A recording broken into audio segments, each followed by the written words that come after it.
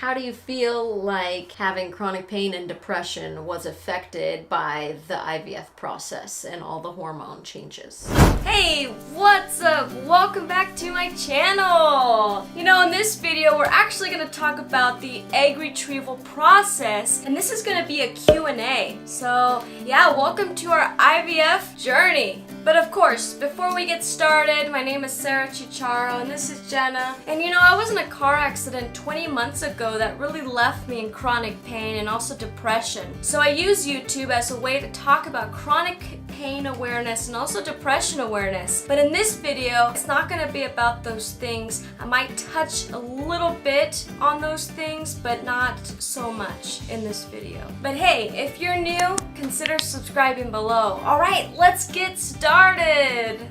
I have some questions on my laptop, and you know, some of these questions are actually from, you know, our fans. So the first question is, how can I prepare? You know, when we're doing egg retrieval, you can never prepare so much. You know, whatever's gonna happen is gonna happen. But there's a couple key things that when I was talking to the nurse on the phone, you know, what to do to prepare for this. So you don't want to eat or drink after midnight, especially 8 to 10 hours before your appointment. This is because when you're doing egg retrieval procedure, you're under anesthesia. So, you know, it's a sedation, and if you eat anything, you know, you could be nauseated, and you also have risk of aspiration, meaning, you know, you can choke, have trouble breathing.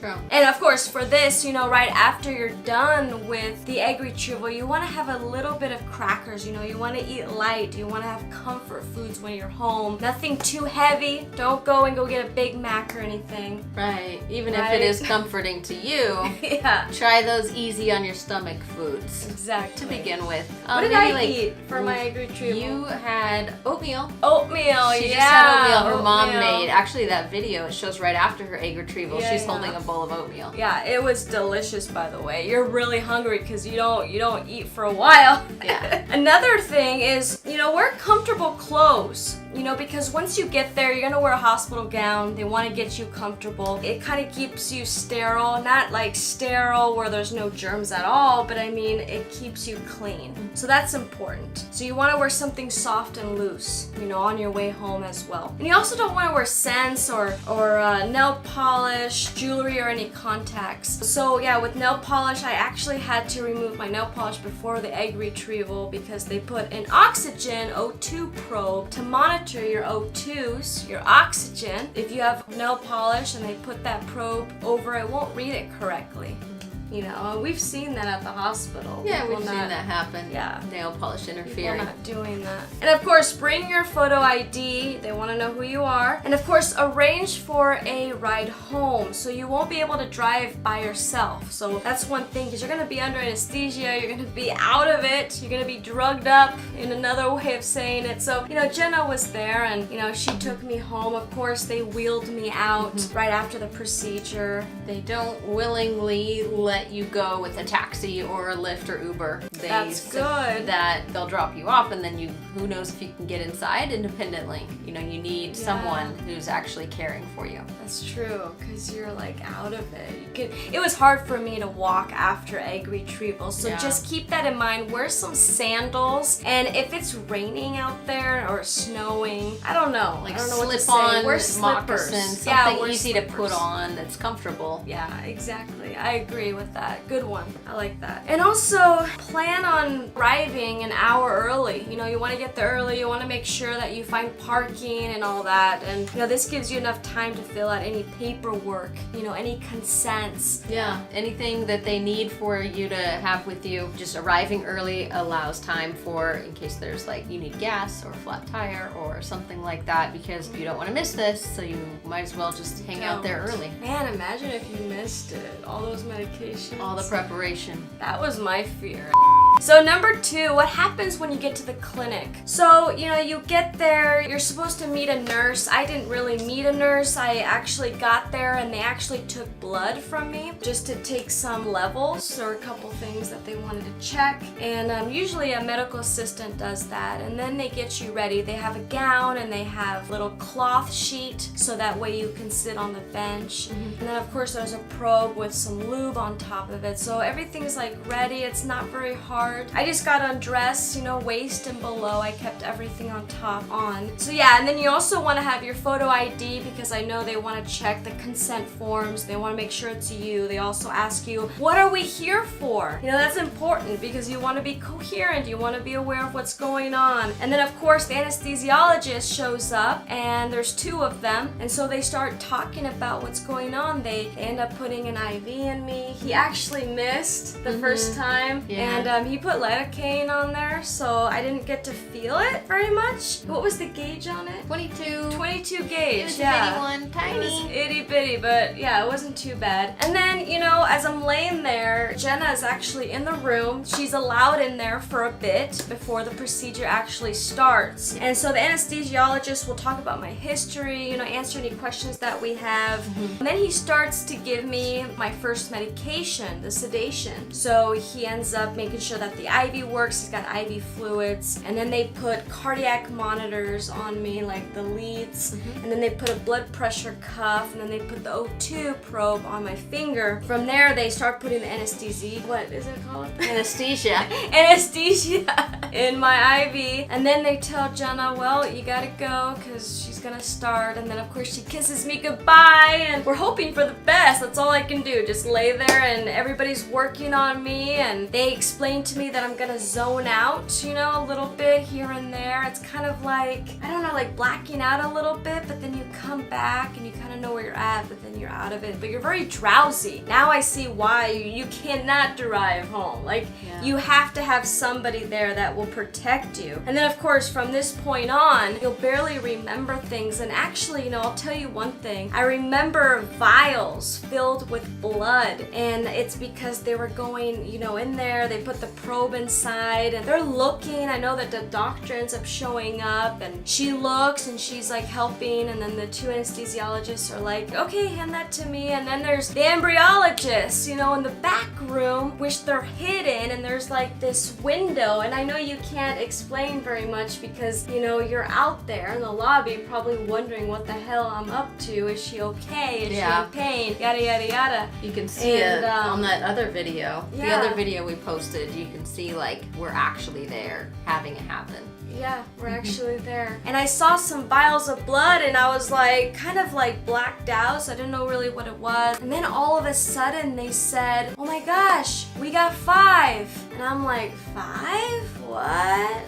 Like, I'm just so out of it. We were expecting 4. 4. They told us there were 4 follicles that were mature. Yeah, and so then I told them, hey, can you go get Jenna? I need Jenna to know the news. Aww. I was like kind of drunken, drugged up. Yeah. And then she came and she just freaked out, and then she gave me this biggest kiss and she started crying. Aww. I wish we could have recorded that part, but we couldn't. She had a little nasal cannula with oxygen, did. and I kissed her, right? I and did said, have a nasal we have cannula. 5! They got 5 eggs to begin with. They didn't all turn into embryos, but it was Yeah. great to know that we had 5 as a chance. Definitely. It's nice because sometimes you can get 2 in 1. And imagine that.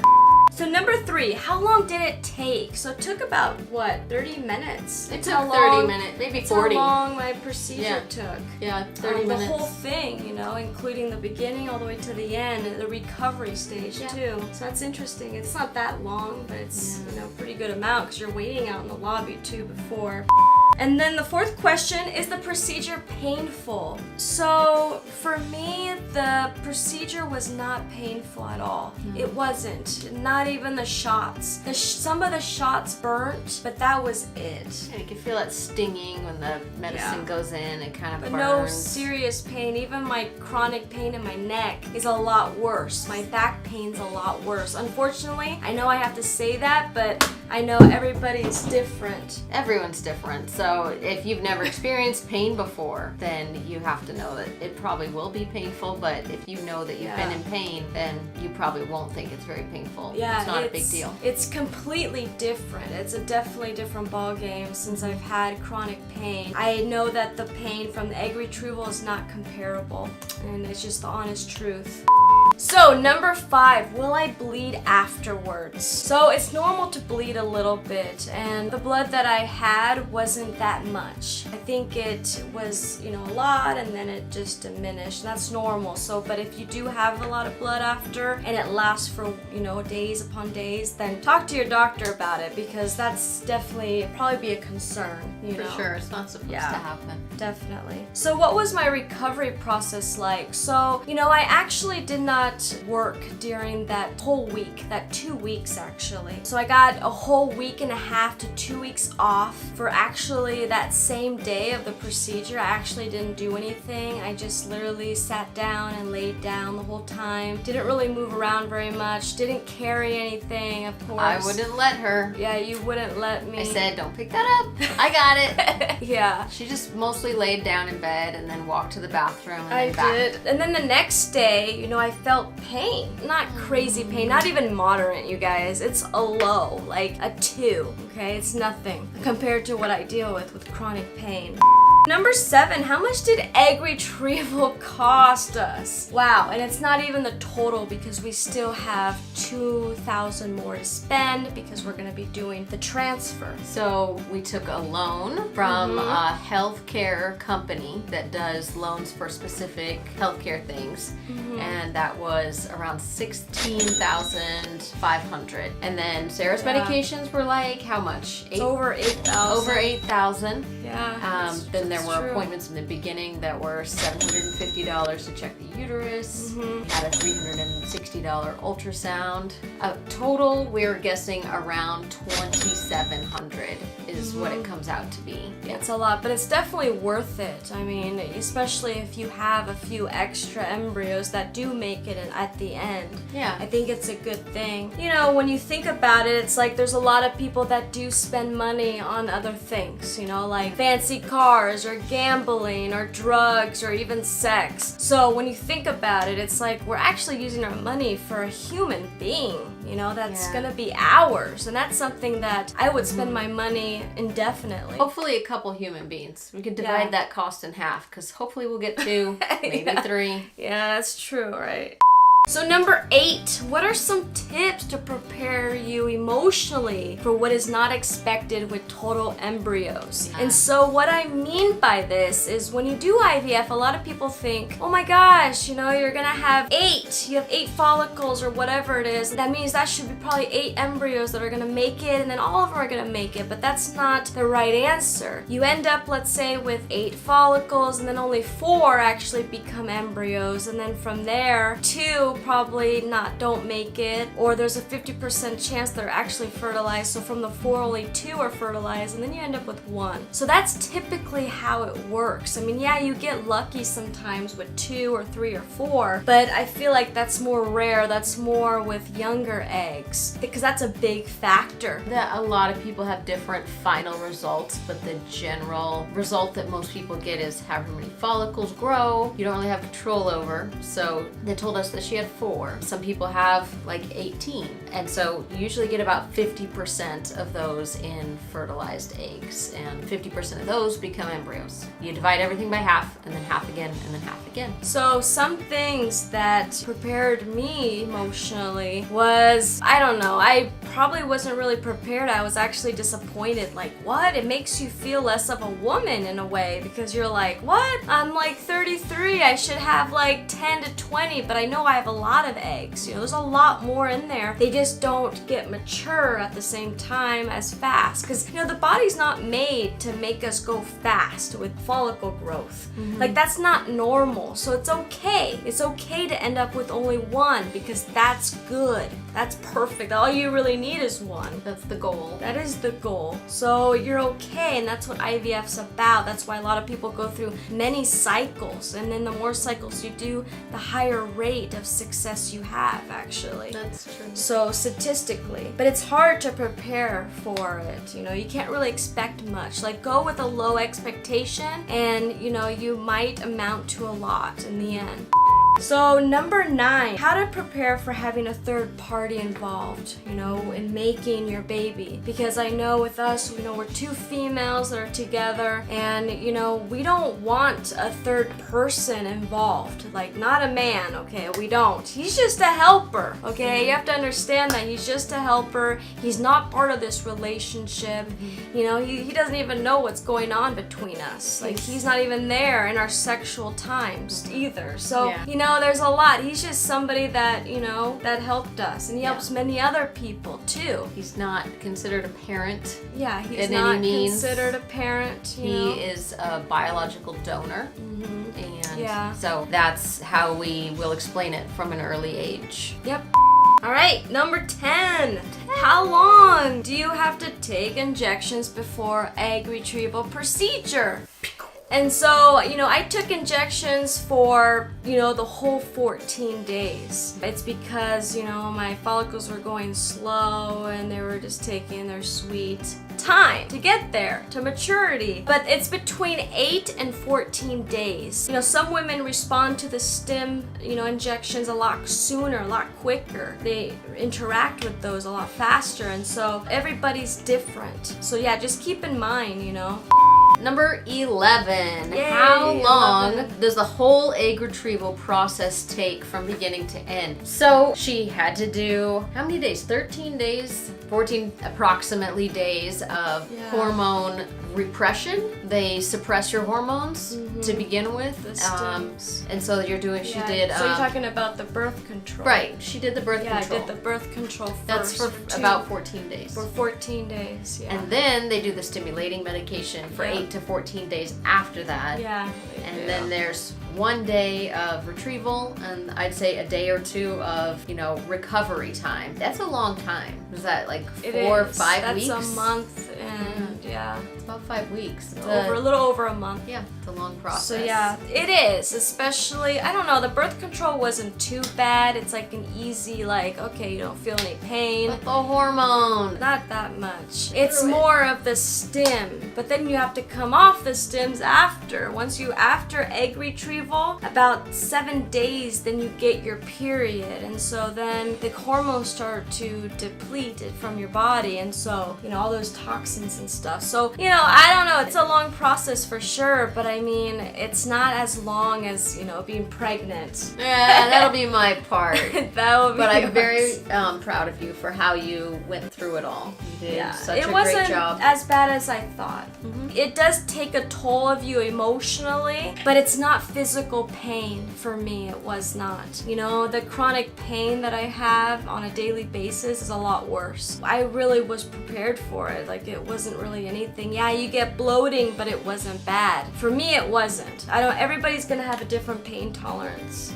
Okay, so I have an impromptu question. I didn't ask you about this before. How do you feel like having chronic pain and depression was affected by the IVF process and all the hormone changes? I don't know. When I was going through egg retrieval, I didn't really have much depression because I was looking forward to something. It was something that was exciting. Having something that you have to take care of. It's like having a puppy, a dog that relies on you and you have to take care of it. It makes you feel important. So it makes you feel alive, like you have a reason to live. So it might be something similar to that. It helped with you being distracted from? I think so, yeah. And it helps distract with the pain as well, for sure. But it's still there. It's hard to explain. It still affects you. The pain, it's still very strong. More strong than the IVF stuff. Hey, I hope you found this video valuable to you. And anybody that is going through IVF, kudos to you. It is very difficult, emotionally. For some of you that don't have a high pain tolerance, I know it's painful probably for you as well. But stick in there because baby's gonna be around the corner. Hey, make sure to like the video. Also, make sure to subscribe down below. Also, don't forget to check out my socials. This way, we can stay connected. My DMs are always open. All right, I'll see you in the next video. Peace. I know you want a girl. I do. I want a boy or a girl, it doesn't matter. You don't care either. If it's a boy, I'd like to have another boy next. Ooh, interesting. 2 boys, because then they have a brother. Well, stay tuned, because the future of babies is coming. Yeah, you're gonna see what our embryos will be. And what our babies will look like. Oh my gosh. Alright, peace. You have to be your biggest fan. And when things are really tough and they're really rough and nothing's working, but there's something inside of you that says, I just have to follow that. Because you don't know who you're gonna meet, who you're gonna meet, who you're gonna meet.